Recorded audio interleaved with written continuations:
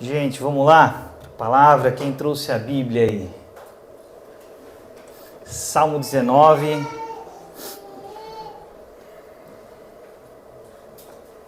Salmo 19. Tá todo mundo com a Bíblia só no celular e ninguém trouxe a Bíblia física? Opa! Nicolas, Nicole. Quem mais trouxe a Bíblia física aí que eu pedi? Olha aí, mano Klemer. Muito importante, gente, a gente ter esse hábito, porque a gente consegue fazer anotações e retornar a elas.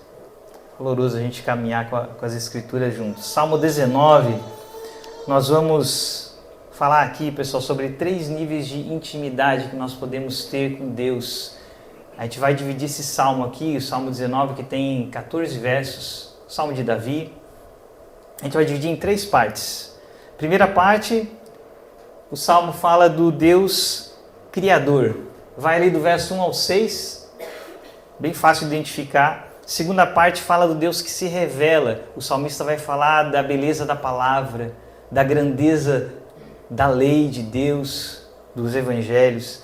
E na terceira parte ele vai falar do Deus que transforma, verso 11 ao 14. Então vamos lá, primeira parte do salmo. Vamos ler junto lá, verso 1 ao 6, e diz assim, olha: os céus declaram a glória de Deus. O firmamento proclama a obra das suas mãos.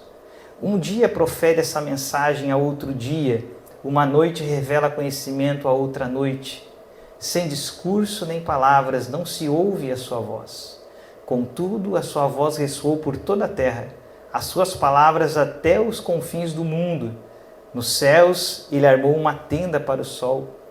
Este é como um noivo que sai da sua câmara nupcial, alegre como um valente a lançar-se em sua jornada. Sai de uma extremidade dos céus e faz o seu trajeto até a outra. Nada escapa ao seu calor. Texto lindo, né, querido? Sobre o Deus Criador, sobre a soberania de Deus, como Deus cria todas as coisas e como Ele se mantém soberano sobre tudo. E talvez isso, às vezes, possa parecer para você assim, mas isso é lógico, né? Nós todos aqui acreditamos em Deus e sabemos que Ele é um Deus soberano. Mas, infelizmente, queridos, principalmente hoje, atualmente, na nossa geração, isso já não é algo tão simples. Essa parte da nossa fé tem sido muito atacada. Ceticismo, racionalismo, incredulidade, ateísmo. Tudo isso tem até um nome dentro do meio cristão hoje, liberalismo teológico. São pessoas que interpretam a Bíblia sem a compreensão de um Deus soberano, de um Deus poderoso, de um Deus que intervém com milagres. Para a gente ter uma ideia, hoje 70% dos jovens que entram num ambiente universitário, num ambiente acadêmico, eles perdem a fé. 70%.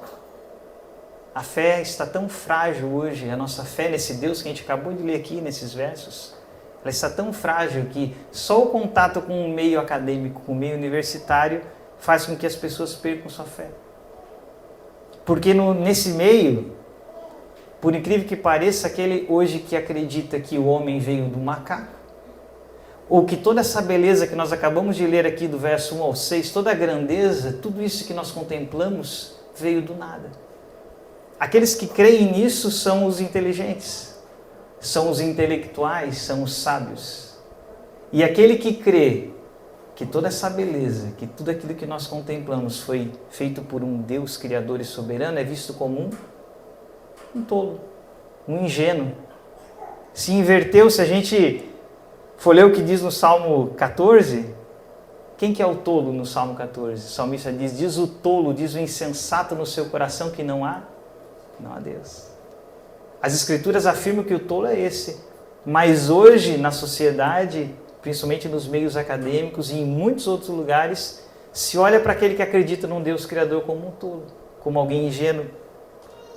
E muito tem acontecido de pessoas que se confessam como cristãos, mas envergonhados com isso, envergonhados com essas falas dessas pessoas, desse ceticismo, esse racionalismo, tem recuado e diz assim, sabe que talvez seja verdade, alguns livros da Bíblia, alguns capítulos de Gênesis não são verdadeiramente não aconteceram, talvez seja metáfora, talvez seja figuras de linguagem, e você vai encontrar hoje muitos ditos pastores, pregadores do Evangelho, pregando essa teologia liberal e dizendo, não, na verdade o que aconteceu lá, Adão e Eva, isso era só uma metáfora.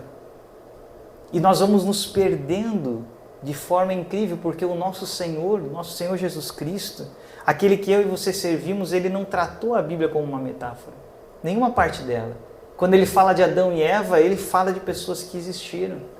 Quando ele cita Sodoma e Gomorra, quando ele cita Noé, quando ele fala de Jonas, o nosso Cristo, o nosso Senhor, às vezes nós não percebemos isso, ele não tratou nada daquilo como metafórico, tudo aquilo era verdadeiro.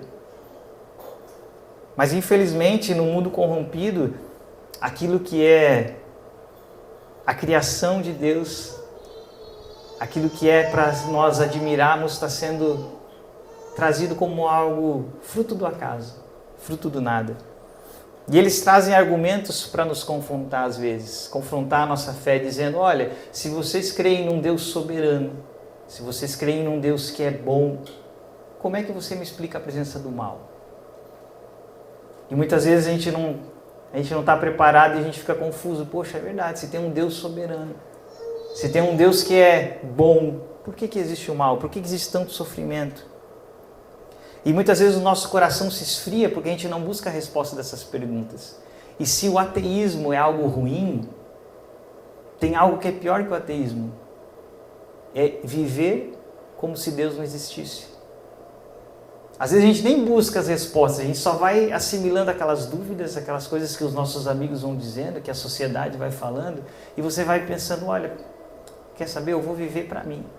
E nós começamos a viver ignorando Deus. Isso é pior que o ateísmo.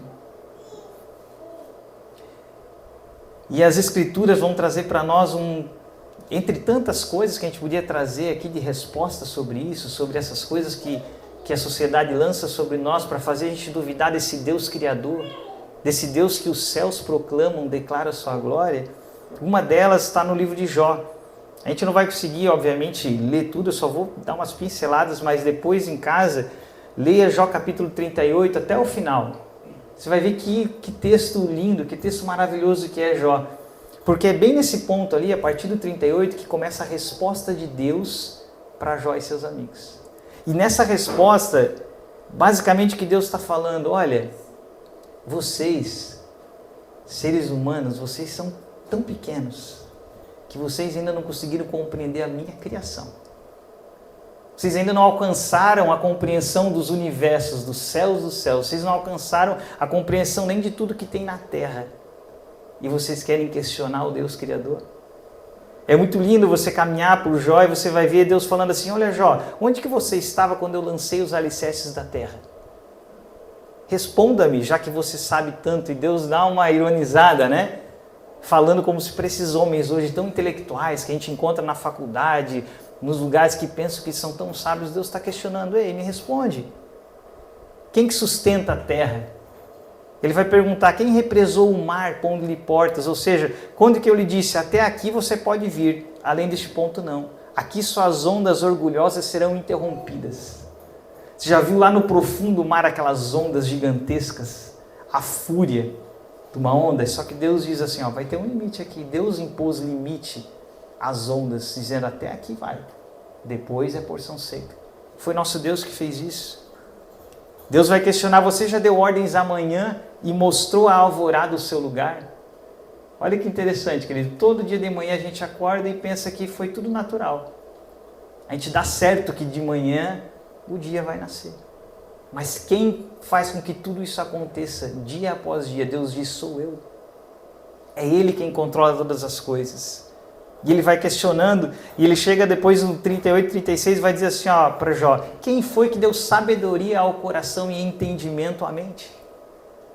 E é interessante a gente pensar que essas pessoas que se arrogam diante de Deus, de que não há um Deus, elas estão usando a mente que Deus deu, o entendimento que Deus deu, que é um entendimento incrível que nós temos, se você vê, nada se compara na criação com a percepção que eu e você temos de nós mesmos.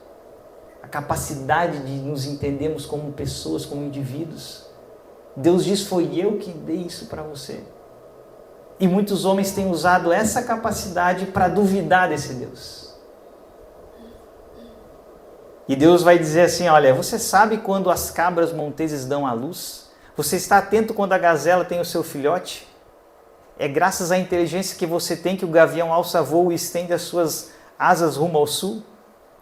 Que eu acho muito lindo isso aqui. Deus está pegando toda a complexidade do ciclo da vida, do mundo animal. A migração, que é algo incrível, você pega, de repente as aves migram. Aí o ser humano vai lá e dá um nome, é instinto. Resolvemos. Mas quem deu um instinto para eles? Quem cuida disso tudo? Deus está dizendo, sou eu. Na minha soberania, no meu cuidado. Então, Deus usa essas palavras para calar os questionamentos. Mostrar para nós que ainda hoje nós não temos as respostas do porquê do mal. Mas nós sabemos que o nosso Deus tem os seus motivos. E nós, como cristãos, ainda temos mais uma resposta. De que um dia esse mal acabará. Deus diz para nós, um dia toda lágrima será enxugada. Nós temos as respostas no nosso Deus. E Deus termina a conversa com Jó dizendo assim, ó, você vai pôr em dúvida a minha justiça? E é o que nós devemos ter firmado no nosso coração. Jamais colocar em dúvida a justiça de Deus, a existência do nosso Deus, como os tolos e insensatos que a Bíblia diz têm feito. E abalado a fé de muitos. Mas aqui eu queria ver com vocês em Romanos 1,19, que Paulo vai trazer a grande razão disso. A grande razão de que muitos ignoram esse Deus, enquanto a própria criação declara e glorifica o nome de Deus, muitos ignoram. Mas por quê? Paulo vai dizer aqui, ó, Romanos capítulo 1, versículo 19, vai dizer assim, olha, desde a criação do mundo, os atributos invisíveis de Deus, o seu eterno poder e a sua natureza divina têm sido vistos claramente, sendo compreendidos por meio das coisas criadas, de forma que tais homens são indesculpáveis. Não há desculpa. A própria criação testifica. Porque, tendo conhecido a Deus, e aqui vem a razão, não o glorificaram como Deus nem lhe renderam graças. Pelo contrário, seus pensamentos tornaram-se fúteis e o coração insensato deles se obscureceu. Embora eles afirmem ser sábios, olha, exatamente aquilo que ele falou, né? É o pessoal que se arroga os grandes sábios, se escondem atrás da ciência, porque nós somos da ciência, tornaram-se tolos. Mas qual que é a razão aqui que Paulo está denunciando? Eles não querem glorificar a Deus. Não querem se juntar à criação e oferecer glórias a Deus, oferecer a sua vida a Deus. Se tornar servos de Deus. Mas o que eles querem? O texto vai dizer, os seus pensamentos se tornaram fúteis. Eles querem abraçar a futilidade da vida. E por isso eles se negam a enxergar Deus. É só uma desculpa. E esse é o primeiro passo, esse é o primeiro ponto de intimidade com Deus que eu e você precisamos escolher no nosso coração. Será que eu vou escolher viver como se Deus não existisse? Ou será que eu vou escolher abraçar a Deus? Buscar os seus caminhos, buscar entender, buscar caminhar junto com Ele? Porque é justamente isso que ele insere na segunda parte do Salmo. É o segundo nível de intimidade. Porque se eu estou certo de que existe um Deus, se eu no meu coração tenho certeza que esse Deus Criador se importa, eu vou buscar a revelação dele. E a revelação desse Deus ela é maravilhosa. Lê junto comigo lá, versos 7 ao 10 do Salmo 19. Olha só o que ele diz da lei do Senhor. Ele vai dizer assim, ó, a lei do Senhor ela é perfeita e revigora a alma. Os testemunhos do Senhor são dignos de confiança e tornam sábios os ingênuos. Os preceitos do Senhor são justos e dão alegria ao coração. Os mandamentos do Senhor são límpidos e trazem luz aos olhos. O temor do Senhor é puro e dura para sempre. As ordenanças do Senhor são verdadeiras, todas elas são justas. São mais desejáveis do que o ouro, do que muito ouro puro, são mais doces do que o mel, do que as gotas do favo. Linda essa descrição, né? Da revelação de Deus. Palavras lindas para descrever o quão maravilhosa é a Escritura. Só que a pergunta que eu quero deixar inicialmente para nós aqui nesse ponto é: nós realmente cremos nisso? Você realmente crê nessa listinha que a gente acabou de ler a respeito das Escrituras? Porque eu ter as Escrituras ao meu alcance, ter a Bíblia na minha mão, ter a Bíblia no meu celular, ou estar em contato com ela em alguns momentos na igreja, no culto aqui de domingo, não implica de que eu tenha dado lugar para essa palavra em mim. Não implica necessariamente que essa palavra encontrou lugar em mim, ou seja, participar da igreja, participar do ministério de louvor, servir na igreja de alguma forma, não significa necessariamente que eu abracei a revelação da palavra. Isso é muito importante entendermos. Não é automático. Pode parar para pensar. Exemplo de Judas, um dos discípulos. Judas estava no melhor lugar possível, junto com o melhor mestre possível, o próprio Deus. Ele ouviu as palavras do Novo Testamento de camarote, vindos diretamente de Cristo, mas não foi suficiente. A palavra não encontrou lugar nele, não penetrou no coração. Por isso que Jesus vai falar em João capítulo 8, 31, ele traz um alerta muito importante para nós. Olha só o que Jesus vai dizer. E é interessante como começa. Ele diz assim: Jesus disse aos judeus que haviam crido nele. Todos nós aqui cremos. Todos nós aqui afirmamos, nós cremos em Cristo. Mas Jesus ainda fala para aqueles que creram nele: se vocês permanecerem firmes na minha palavra, verdadeiramente então serão meus discípulos. E a gente começa a se perguntar: mas o que quer dizer isso, esse negócio de permanecer firme? Eu preciso permanecer na palavra. Jesus está dizendo que ser parte do grupo que crê não é o suficiente.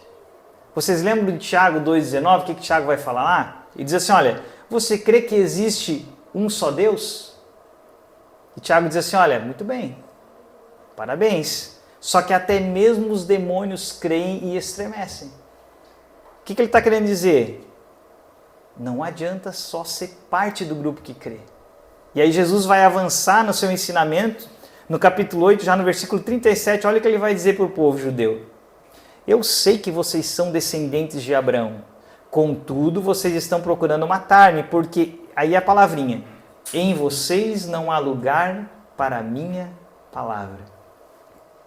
Esse é o grande ponto que eu quero pensar com vocês. Por que não havia lugar para a palavra de Jesus nos judeus? Por que eles ouviam Jesus? Jesus falava para eles, mas não havia lugar para a palavra não penetrava. Jesus fala isso: só minha palavra não entra em vocês. E nessa denúncia de Jesus está contida a resposta, porque eles confiavam na posição deles. Eles confiavam no fato de eles serem filhos de Abraão, deles terem a descendência, deles terem a lei, deles terem o templo, deles terem os sacrifícios, deles realizarem os rituais. Eles confiavam nisso. E da mesma forma, querido, eu e você, a gente não pode confiar no fato de nós sermos cristãos. Eu me batizei já. Eu frequento a igreja, eu canto na igreja, eu participo. Nós não podemos nos confiar nisso como prova de que a palavra de Deus tem encontrado lugar em nós. Percebe? Senão a gente cai no mesmo erro.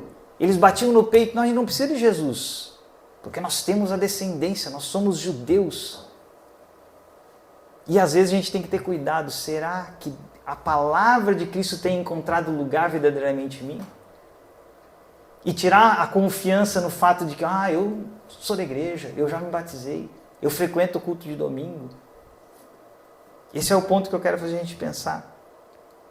Porque veja, no tempo de Cristo, o que era na prática esse dar lugar à palavra de Jesus? Não era apenas eu deixar, que os discípulos tinham que deixar casa, deixavam a família para poder seguir fisicamente Cristo, seguir o caminho de Cristo.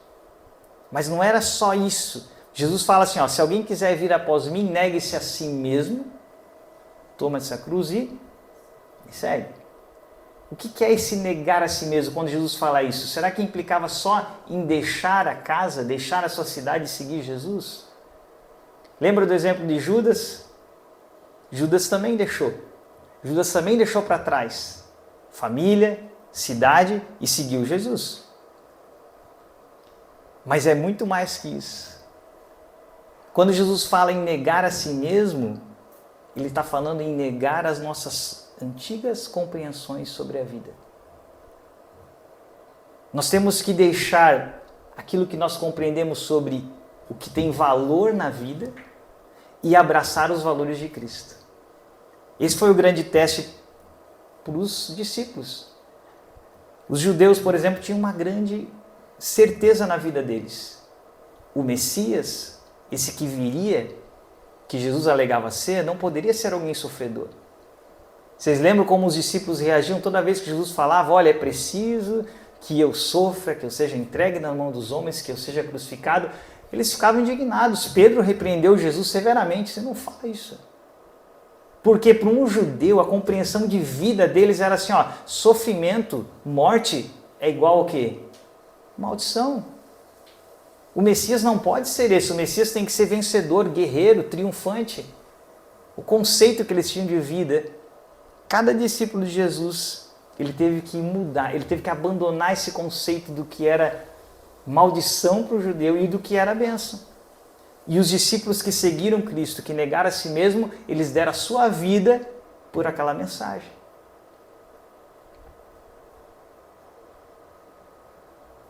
E aí fica a pergunta para nós: e qual que é a nossa luta hoje? O que é o meu negar a si mesmo hoje para mim? É a mesma luta. Nós temos a mesma luta, eu e você, hoje. É negarmos os conceitos deste mundo, do que seja vida, do que seja prosperidade, do que seja ser bem-sucedido, porque o mundo, ele tem uma compreensão de bem-sucedido.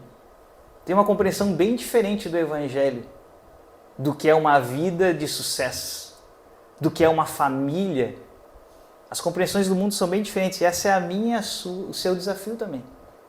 Paulo vai dizer em Romanos capítulo 12, vai dizer assim, não se amoldem ao padrão deste mundo, mas transformem-se pela renovação da sua mente. É sempre essa mensagem. Não permitam que o mundo domine os valores de vocês. E quando Jesus diz essa palavra para os judeus, deixem a minha palavra encontrar lugar em vocês, é justamente isso, mudança de valores.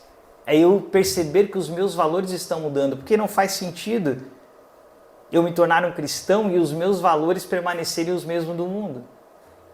Eu gostar das mesmas coisas que o mundo gosta. Eu me sentir atraído pelas mesmas coisas, eu ter alegria nas mesmas coisas do mundo. Não faz sentido eu me tornar cristão. É por isso que o apóstolo João, que foi alguém que caminhou tão perto de Jesus, e a palavra diz como que João compreendeu tanto o coração de Cristo, se tornando alguém tão próximo de Jesus. Olha o que o João escreve na primeira carta dele, quando ele fala, no capítulo 2, olha o que ele diz: não amem o mundo, nem o que nele há. Se alguém ama o mundo, o amor do Pai não está nele. Porque tudo que há no mundo, paixões da carne, cobiça dos olhos, a ostentação dos bens, não provém do Pai, mas do mundo. Percebe como os valores do mundo são totalmente diferentes dos valores nossos? Um dos itens aqui da lista, ostentação dos bens. Algumas traduções vão dizer soberba da vida. O mundo dá um valor enorme nos famosos. Pessoas seguem, pessoas vivem atrás de ver perfis, veem a vida dos famosos. E a igreja se enchendo dessa mesma corrupção, pegando a nossa área aqui, tornando cantores, pessoas famosas, pessoas que existem para louvar a Deus e transformando em popstar. Pessoas que vão num show e tratam aquele cantor como se fosse um ídolo. Isso entrou de uma forma fortíssima na igreja, querido. O mundo, a compreensão do mundo penetrando na igreja de Cristo. Pessoas que seguem cantores famosos só para acompanhar tudo que ele faz. Percebe como às vezes nós vamos nos perdendo assimilando a cultura mundana, idolatrar alguém que é um servo do Senhor. É isso que a palavra diz para nós, precisamos cuidar dos nossos valores. Por isso que o Salmo 119, verso 37, nós precisamos fazer dele uma oração constante, querido. Desvia os meus olhos das coisas inúteis, faz-me viver nos caminhos que tu traçaste. Olha que lindo esse salmo, essa oração. Desvia, Senhor, os meus olhos daquilo que é inútil, mas me faz viver nos caminhos que tu traçou. E é interessante como o salmista coloca as duas coisas em oposição.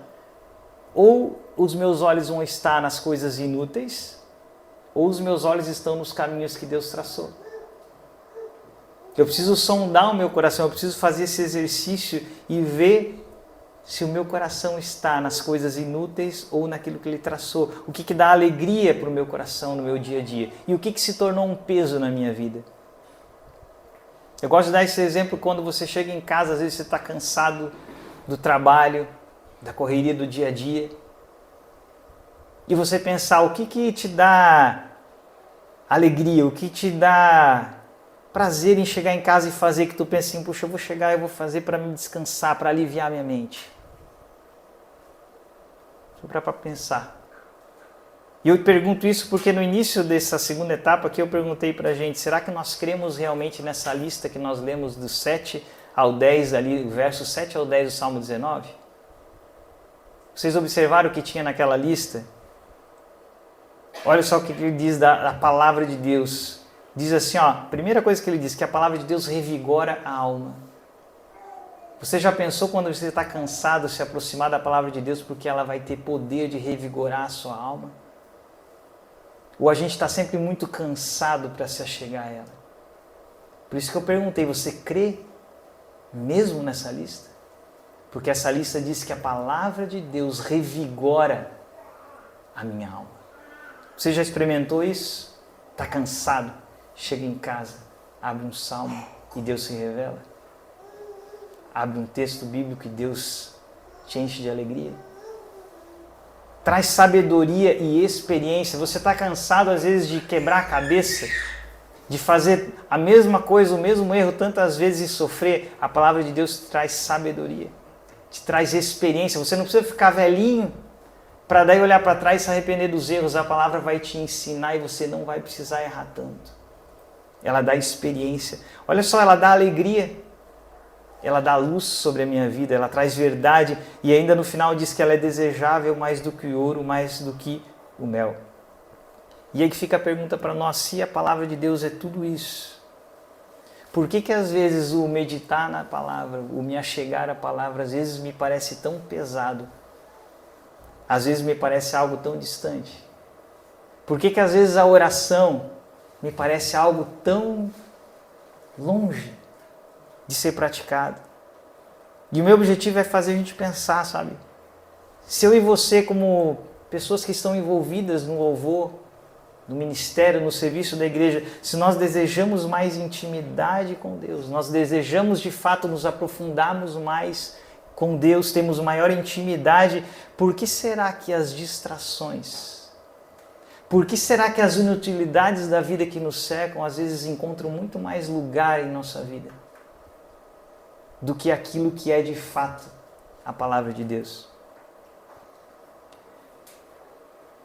A gente falou sobre admiração, em quem os nossos olhos estão muitas vezes, em quem as pessoas que nós admiramos.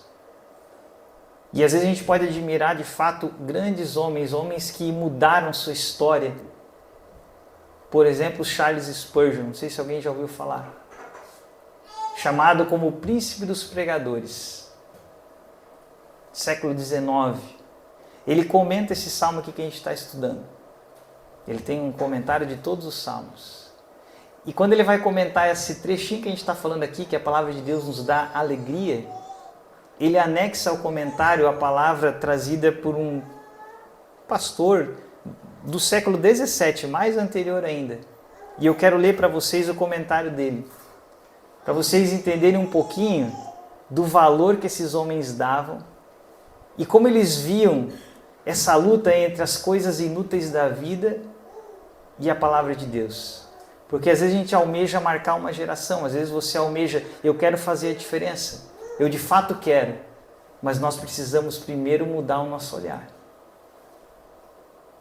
Veja como homens como Charles Spurgeon enxergavam as Escrituras quando eu leio isso aqui. E um detalhe importante, século XVII, século XIX não tinha televisão, não tinha celular. A única coisa para competir com a Bíblia eram livros. Imagina hoje a situação perigosíssima que nós estamos, querido. Quando ele escreve isso aqui, a única competição da Bíblia eram outros livros. Hoje eu e você temos inúmeras. Olha o que ele vai dizer. Quão odiosa é a profanidade desses cristãos que negligenciam as santas Escrituras e se entregam à leitura de outros livros. Quantas horas preciosas tantos gastam em romances tolos, histórias fantásticas, poemas lascivos. E por que contentar-se em ser animado e satisfeito, quando só se pode obter alegria plena neste santo livro? Outros livros podem nos consolar das tristezas exteriores, mas não dos medos interiores. Podem até alegrar a mente, mas não acalmam a consciência. Podem acender algumas faíscas reluzentes de alegria, mas não aquecem a alma com um fogo duradouro de firmes consolações. Concedendo-lhe Deus o ouvido espiritual para julgar coisas de forma acertada, você vai reconhecer que não há sinos como de Arão, nenhuma harpa como de Davi, nenhuma trombeta como a de Isaías. E você confessará que esses escritos de oradores pagãos, filósofos, poetas que antigamente eram tão agradáveis, são agora enfadonhos e rudes em comparação ao consolo das Escrituras. Você percebe o olhar deles para o mundo? Como eles abominam as coisas do mundo, como eles amam as coisas de Deus.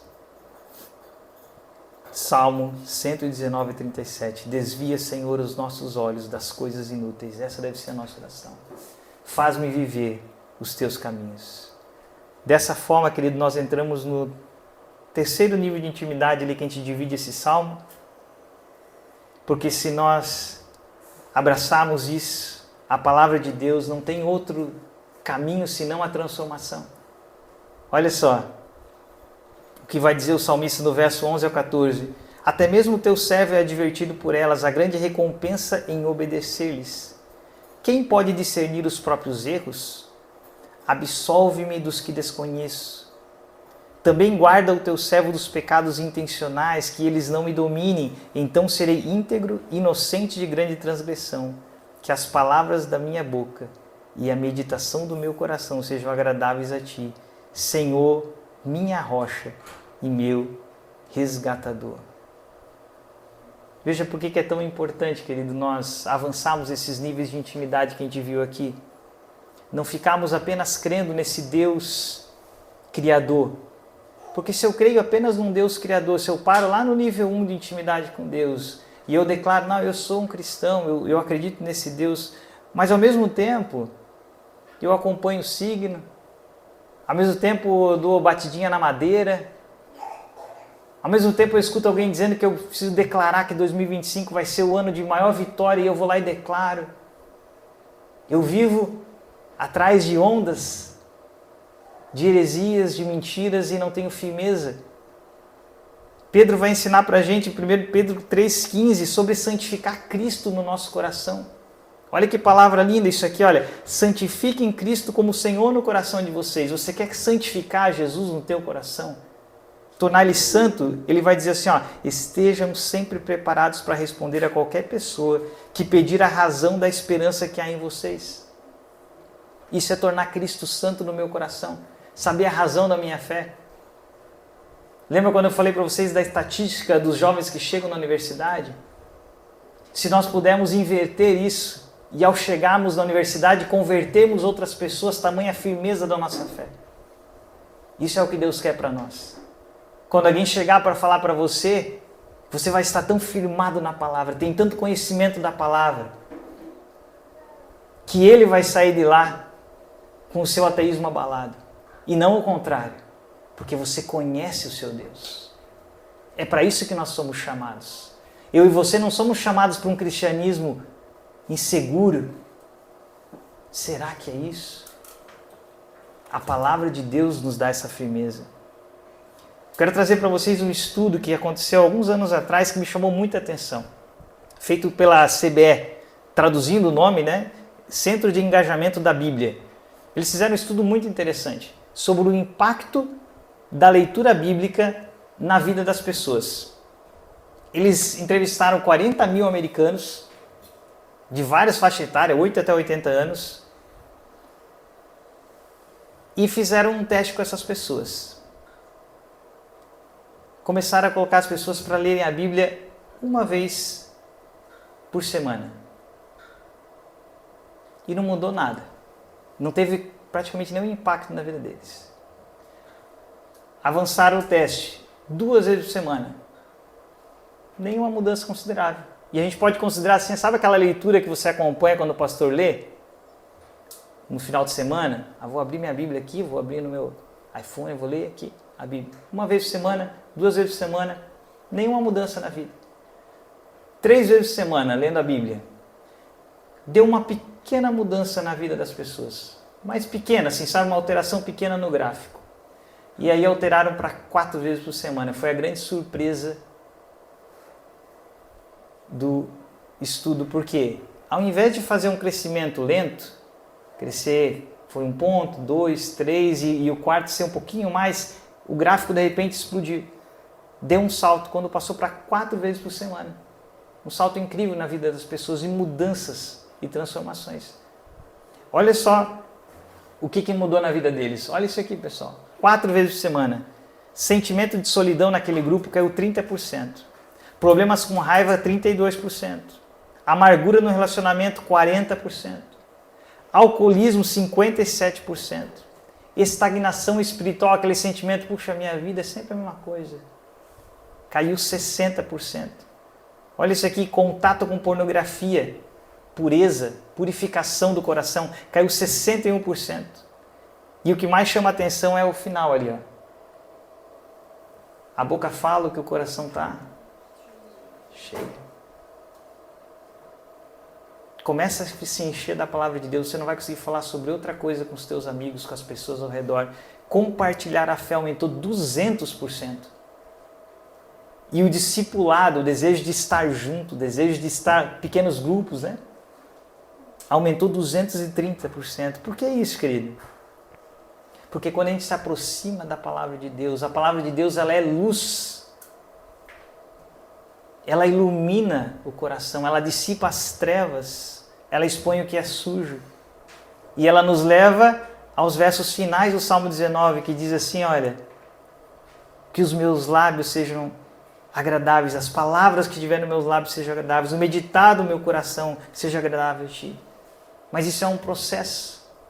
Por isso que ele vai dizer lá em Oséias, capítulo 6, versículo 3, olha, conheçamos o Senhor e esforcemo-nos por conhecê-lo. Tão certo como nasce o sol, ele aparecerá, virá a nós como as chuvas do inverno, como as chuvas da primavera que regam a terra. É necessário ter esforço, é necessário ter constância, não desistir no início. Eu sempre gosto de citar o exemplo da academia, né?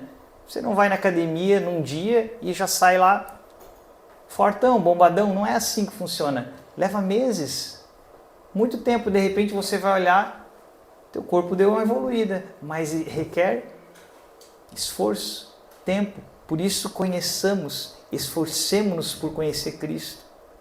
É disciplina, é constância. E para a gente concluir, por que eu estou falando sobre isso, sobre intimidade com Deus? E você pode perguntar, por que eu vou buscar essa evolução? Por que é tão importante eu evoluir em conhecer Deus? Porque é justamente essa busca por santificação, por se aproximar mais de Deus, por entender que, por esse desejo de que as palavras dos meus lábios, o meditar do meu coração seja agradável a Ele. Não é uma tentativa, isso é importante vocês entenderem, de eu me justificar diante de Deus. Isso é muito importante você entender. A justificação, querido, ela é imediata. Ela é uma vez por todas, quando você confessa Cristo como teu Senhor. A justificação não é por obras, mas é pela obra de Cristo na cruz e pelo sangue dele. Então, quando você confessa Cristo, você é justificado. Aquilo que nós aprendemos sobre propiciação do sangue de Cristo, ela é perfeita, não há o que ser adicionado a isso. O que eu estou falando aqui para vocês é aquilo que acontece quando eu, constrangido por esse amor, quando eu, impactado por um amor tão profundo, quando eu, compreendendo esse amor, ao estudar a Escritura, eu vou compreendendo a grandeza desse amor. Esse amor que me tirou das trevas, da perdição eterna, eu vou compreendendo um pouquinho da grandeza dele. Esse amor vai me constrangendo. E esse amor vai me levando a buscar esse Deus, a me santificar, a querer estar perto dele. Esse é o processo de santificação que eu desejo que cada um de nós viva. Que nós, como pessoas que querem servir na igreja, a gente deve buscar. Porque aquele que está nesse processo de santificação, aquilo que a gente disse, orar agora, ele já não olha mais como um peso, mas ele pensa, é um tempo de eu conversar com Deus. Ele já não olha como algo difícil ler a palavra, mas ele pensa, é o momento de eu ouvir a voz de Cristo, de eu caminhar um pouco com Jesus e aprender com Ele. O estar na igreja já não se torna às vezes algo que é tão pesaroso que eu vou só quando eu tenho que servir, quando é a minha escala. Não. Quando está no processo de santificação, eu tenho desejo, lembra lá, aumentou 230% o discipulado? Eu tenho desejo de estar junto. Eu tenho desejo de estar em comunhão. O processo de santificação traz isso. Eu tenho desejo de trazer uma palavra, não preciso estar no palco tocando. Mas às vezes um abraço que eu dou no irmão, naquele culto, muda a vida. Eu já ouvi testemunhos assim no nosso pequeno grupo. Um abraço que você me deu. Um sorriso que você me deu. Fez toda a diferença. Você passa a viver um processo de santificação, querido. E esse é o meu desejo para nós, sabe? Que o Senhor encha nossos corações desse anseio de nós evoluirmos em intimidade. Por isso que eu trouxe esse salmo para vocês verem. É possível você viver dentro da igreja, tá? Anos e anos. E você morrer dentro da igreja no nível 1 de intimidade. Conhecendo o Deus grandão. Sabe que as criancinhas cantam aqui? Meu Deus é um Deus grandão. Você conhece o Deus grandão. Aí aparece um pregador falando, determina, você vai, determina. Você não tem fundamento na fé. Não cresceu, Paulo vai falar, puxa, eu queria vir com coisas melhores para vocês, mas vocês ainda são crianças. E nós que servimos na igreja, nós que nos propomos a servir, a gente não pode, querido, a gente não pode se conformar em ser criança na fé. O objetivo que isso aqui é que cada um olhe para a sua vida, olhe para a sua rotina. A palavra de Deus tem sido um peso, a oração é um peso. Clame ao Senhor, como a gente cantou, né? Se pedimos, Jesus virá. Se você dobrar seu joelho, Senhor, me dá sede, me atrai para a tua presença, Ele vai te responder. Ele é real, Ele é presente, Ele nos atrai. Amém, queridos? Vamos ficar de pé, vamos orar e depois vamos para a nossa segunda parte. Pai, eu quero te agradecer, Deus. Te agradecer por cada um que está aqui, Deus. Eu sei que cada um aqui se alegra em servir a Ti, Senhor, em oferecer suas vidas para servir no Teu reino, Senhor. E eu te sou muito grato pela vida de cada um e pelo coração de cada um, Senhor, em escolher servir a Ti. Mas, Pai, como a gente viu, Senhor, não permita que nós sirvamos um Deus que a gente não conhece de forma pessoal. Que cada um de nós aqui, Senhor, que nós possamos servir um Deus que nós conhecemos. E não um Deus que nós conhecemos de ouvir falar, porque o pastor prega no domingo. Não, um Deus que eu conheço pessoalmente. Por me assentar aos pés dele durante a semana. E permitir com que a palavra dele penetre. Que ela dissipe as trevas. que ela vá trabalhando em cada área da minha vida, que ela vá me mudando, que ela vá me lavando, que vai me enchendo de desejo pelos céus. Pai, que a gente possa experimentar um pouquinho da Tua glória aqui na terra. A santificação é isso, a santificação é experimentar os céus aqui na terra. É experimentar a alegria de estar em Cristo. É experimentar a alegria de ser transformado pela Tua doce mensagem. Faz isso no coração nosso, Senhor. Tem misericórdia de cada um de nós aqui, Senhor. Tem misericórdia de nossas vidas e nos atrai para a Tua presença. Tira os nossos olhos, Senhor, de tantas inutilidades que esse mundo oferece, mas faz-nos abraçar os Teus caminhos. Nos une a Ti, Senhor. Porque como a gente começou dizendo, tudo que eu possa conquistar nessa vida, Senhor, tudo, nada se compara à Tua presença, à Tua doce presença, ao desfrutar de Ti, Senhor, nos faz entender isso. Em nome de Jesus, Pai, em nome de Jesus. Amém. Bem, queridos,